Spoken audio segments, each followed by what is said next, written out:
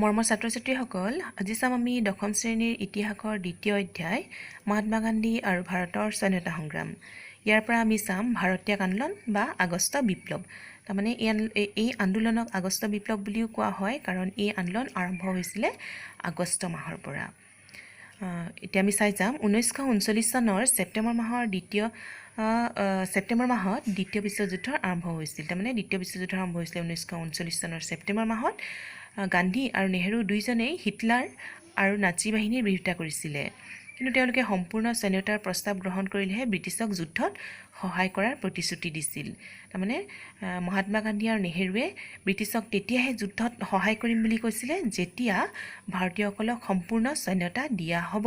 এই প্ৰস্তাৱ যদি গ্ৰহণ কৰে তেতিয়াহে সহায় কৰিম বুলি কৈছিলে, কিন্তু ব্ৰিটিছে তেওঁলোকৰ প্ৰস্তাৱ অগ্ৰাহ্য কৰিলে। কিন্তু ব্ৰিটিছে মহাত্মা গান্ধী আৰু নেহেৰুৱে যি প্ৰস্তাৱ আগবঢ়াইছিলে সেই প্ৰস্তাৱ অগ্ৰাহ্য কৰিলে।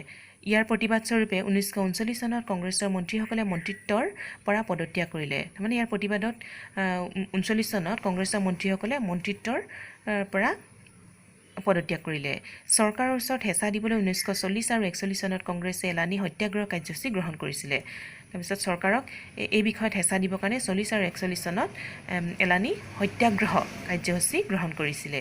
সেই সময়ত ব্ৰিটেইনত সকলো দলৰে সন্মিলিত চৰকাৰ আছিল, যাৰ শ্ৰমিক দলৰ সদস্যসকলে ভাৰতীয়সকলৰ দাবীসমূহৰ প্ৰতি সহানুভূতি প্ৰদৰ্শন কৰিছিলে।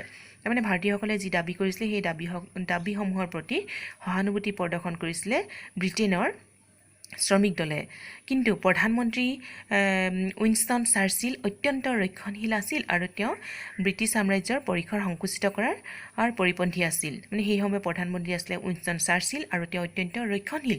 তাৰমানে তেওঁ পুৰণি মনোভাৱাপন্ন ব্যক্তি আছিলে আৰু তেওঁ ব্ৰিটিছ সাম্ৰাজ্যৰ পৰিসৰ সংকুচিত কৰাৰ পৰিপন্থী আছিলে। 1942 চনত চাৰ্চিলে তেওঁ মন্ত্ৰীসভাৰ এজন মন্ত্ৰী ছাৰ ষ্টাফৰ্ড ক্ৰিপ্ছক ভাৰতলৈ পঠিয়াবলৈ হেঁচা দিয়া হয়। তাৰপিছত তেওঁ ষ্টাফৰ্ড ক্ৰিপ্ছক ভাৰতলৈ পঠিয়াইছিলে। ইয়াৰ উদ্দেশ্য আছিল ভাৰতীয় ৰাজনৈতিক দলসমূহৰ লগত আলোচনা কৰি ইউৰোপত চলি থকা যুদ্ধত ব্ৰিটিছৰ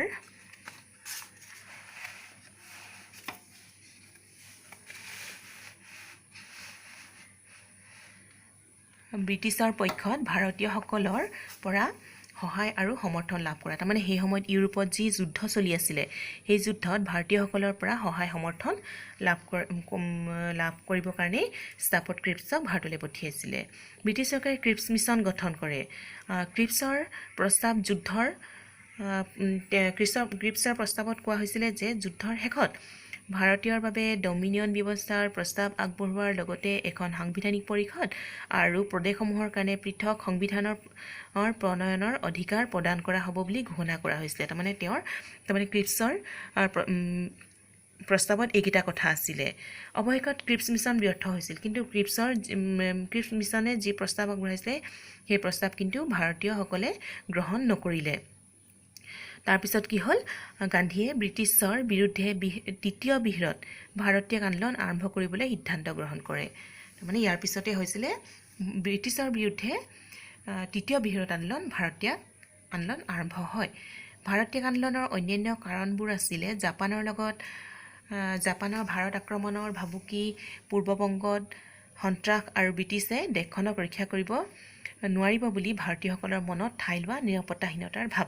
তাৰমানে এটা কাৰণটো আমি দেখিছিলোঁ যে ক্ৰিপ্ছ মিছন ব্যৰ্থ হোৱাৰ পিছত ভাৰতীয় আন্দোলন হৈছিলে বুলি আমি পাইছিলোঁ। তাৰ উপৰিও এইকেইটা কাৰণত কি পালোঁ, জাপানৰ ভাৰত আক্ৰমণৰ ভাবুকি, পূৰ্ববংগত সন্ত্ৰাস আৰু ব্ৰিটিছে দেশখনক ৰক্ষা কৰিব নোৱাৰিব বুলি ভাৰতীয়সকলৰ মনত ঠাই লোৱা নিৰাপত্তাহীনতাৰ ভাৱ।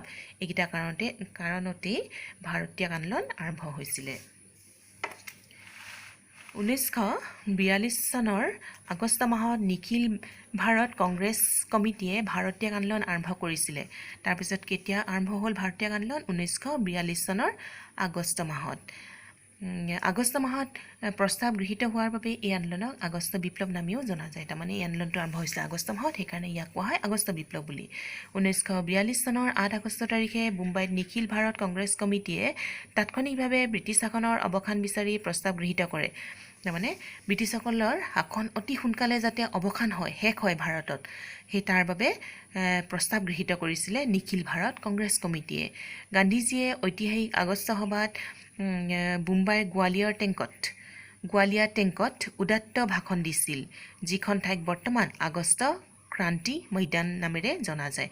তাৰমানে সেই সময়ত মহাত্মা গান্ধীয়ে যিডোখৰ ঠাইত কি বুলি পাইছিলোঁ, গোৱালিয়া টেংক, যি উদাত্ত ভাষণ দিছিলে সেই ঠাইখন বৰ্তমানো আছে, আৰু এই ঠাইখনক কোৱা হয় আগষ্ট ক্ৰান্তি মৈদান। গান্ধীৰ কৰিম কিম্বা মৰিম ধ্বনিৰ প্ৰেৰণাত উদ্বুদ্ধ হৈ দেশে এই আন্দোলনত জঁপিয়াই পৰিছিলে। মানে কেতিয়াবা আমি পাওঁ যে কৰিম কিম্বা মৰিম এইষাৰ কাৰ উক্তি বুলি পাওঁ, তাৰমানে এইষাৰ কোনে কৈছিলে, মহাত্মা গান্ধীয়ে কৈছিলে, আৰু তেওঁৰ এইষাৰ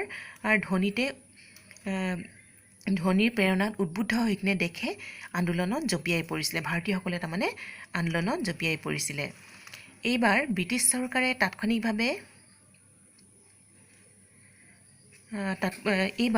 চৰকাৰে তাৎপৰ্যপূৰ্ণভাৱে কংগ্ৰেছক নিষিদ্ধ কৰাৰ লগতে গান্ধী আৰু বহুতো কংগ্ৰেছ নেতাক গ্ৰেপ্তাৰ কৰে।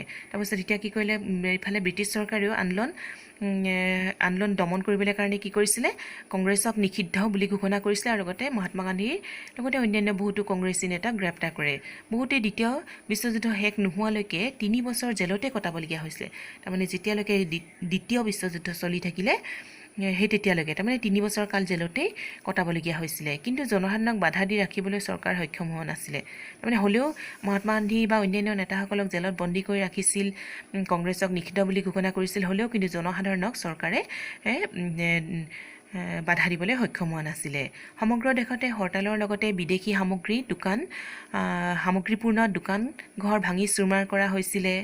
ব্ৰিটিছ চৰকাৰৰ প্ৰতিষ্ঠান হিচাপে গণ্য কৰা ৰেল ষ্টেচন, আদালত, পুলিচ থানা আদিত জনসাধাৰণে আক্ৰমণ কৰিছিল। ৰেল লাইন ধ্বংস কৰাৰ লগতে টেলিফোন লাইনসমূহ কাটি দিয়া হৈছিলে। কিছুমান ঠাইত আনকি স্বাধীন চৰকাৰো প্ৰতিষ্ঠা কৰা হৈছিলে। উত্তৰ প্ৰদেশ, বিহাৰ, বংগদেশ, মুম্বাই, উৰিষ্যা আৰু অন্ধ্ৰপ্ৰদেশত এই আন্দোলনে ব্যাপক ৰূপ ধাৰণ কৰিছিলে। তাৰমানে বিভিন্ন কাৰ্যসূচীৰ লগতে কি হৈছিলে, এইকেইখন ঠাই উত্তৰ প্ৰদেশ, বিহাৰ, বংগদেশ, মুম্বাই, উৰিষ্যা আৰু অন্ধ্ৰপ্ৰদেশত এই ভাৰতীয় আন্দোলনে ব্যাপক ৰূপ ধাৰণ কৰিছিলে। বালিয়া, চাটাৰা, দৰবাৰ, বালাচুৰ, তালচেৰ আদি ঠাই ব্ৰিটিছ শাসনৰ পৰা মুক্ত বুলি ঘোষণা কৰা হৈছিলে। তাৰমানে এইকেইখন ঠাই আকৌ কি কৰিছিলে, নিজকে ব্ৰিটিছ শাসনৰ পৰা মুক্ত বুলি ঘোষণা কৰিছিলে, আৰু তাত নিজাকৈ চৰকাৰ গঠন কৰা হৈছিল। যদিও এই আন্দোলন দীৰ্ঘম্যাদী নাছিল, তাৰমানে এই আন্দোলনটো বেছি দীঘলীয়া নাছিলে, হ'লেও কি হৈছিলে, ই ভাৰতীয়সকলৰ জাতীয়তাবাদী ভাৱধাৰাৰ গভীৰতা, সংগ্ৰাম আৰু ত্যাগৰ সামূহিক প্ৰদৰ্শনৰ এক অনন্য উদাহৰণ আছিলে। মানে এই আন্দোলনটো কি আছিলে, ভাৰতীয়সকলৰ যি জাতীয়তাবাদী ভাৱধাৰা, সেই ভাৱধাৰাৰ গভীৰতা প্ৰকাশ পাইছিলে এই আন্দোলনতে। স্বাধীনতাৰ জাতীয়তাবাদী সংগ্ৰামত জনসাধাৰণৰ এই স্বতঃস্ফূৰ্ত অংশগ্ৰহণে এই আন্দোলনক এক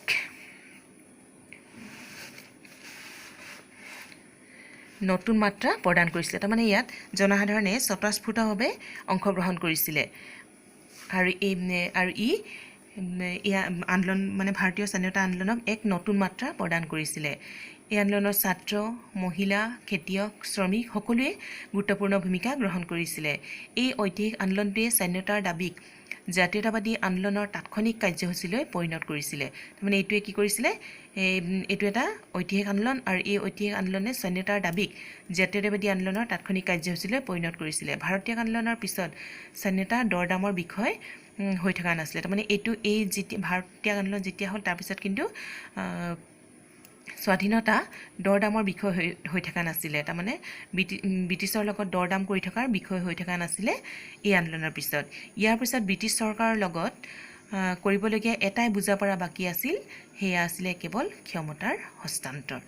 তাৰমানে ইয়াৰ পিছতে ভাৰতীয়সকলে মাত্ৰ এটাই বিচাৰিছিলে যে আমাক ক্ষমতা লাগে, ভাৰতৰ শাসনভাৰ আমাক লাগে, তাৰমানে আমাৰ ক্ষমতা আমাক লাগে। আজিলৈ ইমানতে সামৰিছোঁ, ধন্যবাদ।